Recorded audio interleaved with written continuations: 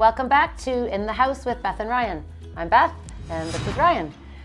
Today we are going to take a look at a pretty popular topic.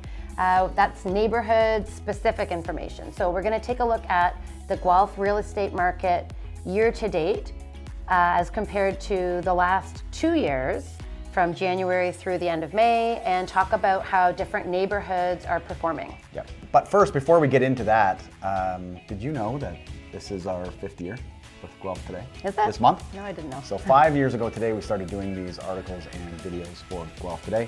And we don't look a day older. We don't look a day we actually look younger. Yeah. Yeah. Okay, so why don't we get into the neighborhood specific stuff? Yeah. Okay, so the first group of neighborhoods we're going to talk about are the most consistent growth, or that have outperformed the market over the past 2 years. And this information is January to March. We're going to give you a top January line. to May. Oh, I'm sorry, January to May. And we're going to give you top line information and data. So the most consistent neighborhoods and best performing neighborhoods, do you know what they are over the last, have I prepped you with this? You said downtown core. Yep.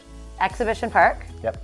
And Onward Willow. Onward Willow. So those 3 neighborhoods have outperformed the city overall. And so we look at average price, we look at the number of sales, we look at the total dollar sales in those neighborhoods, and I think we can draw a few conclusions as to why that is. Mm-hmm.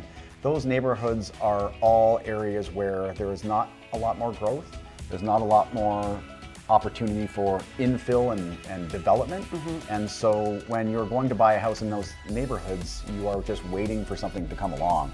Yeah. I think part of it is because it allows people to live somewhat close to downtown, and you have that feeling of being in an urban environment, but the price point is still a little bit more accessible depending on where you are. Yeah. Next, we're going to talk about the neighborhoods that have been hit the hardest, and not necessarily hit the hardest in a negative way, but hit the hardest as in they're outliers on the downside. And so they would include Grange Rd, and that's sort of all of East Guelph.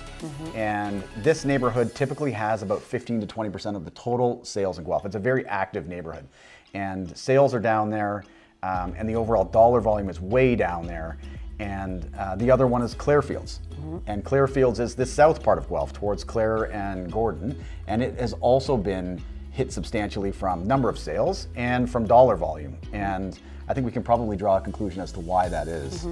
Well, there are 2 neighborhoods that at the beginning of the pandemic saw probably the biggest increase. There was a real boom in those neighborhoods, in large part probably because they are somewhat commutable to the GTA as compared to other neighborhoods in Guelph. So there were a ton of people who were leaving the GTA, able now to work from home and wanting to kind of cash out of a more expensive market and move here. Yep.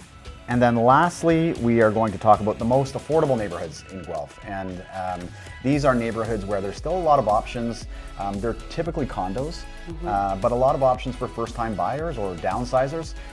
Those are the areas you'd expect. So the Willow neighborhood for sure. A lot of condos and townhouses available there for first-time buyers. Downtown with the Metalworks developments and all the other condos that are available there, and the Ward.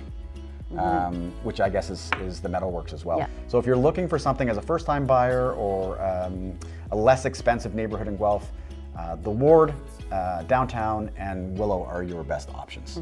If you want any more information on the Guelph real estate market that maybe we didn't talk about today, feel free to reach out to us. You can always find us online at bethandryan.ca.